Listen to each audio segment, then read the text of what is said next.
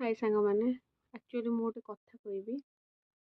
ସକାଳେ ଯେତେବେଳେ ମୁଁ ଯାଉଥିଲି ତ ହଠାତ୍ ଗୋଟେ ବିଲେଇଟେ ପଶିଗଲା। ତା ପଛରେ ଗୋଟେ ସୁଗିବାଲା ଯାଉଥିଲା।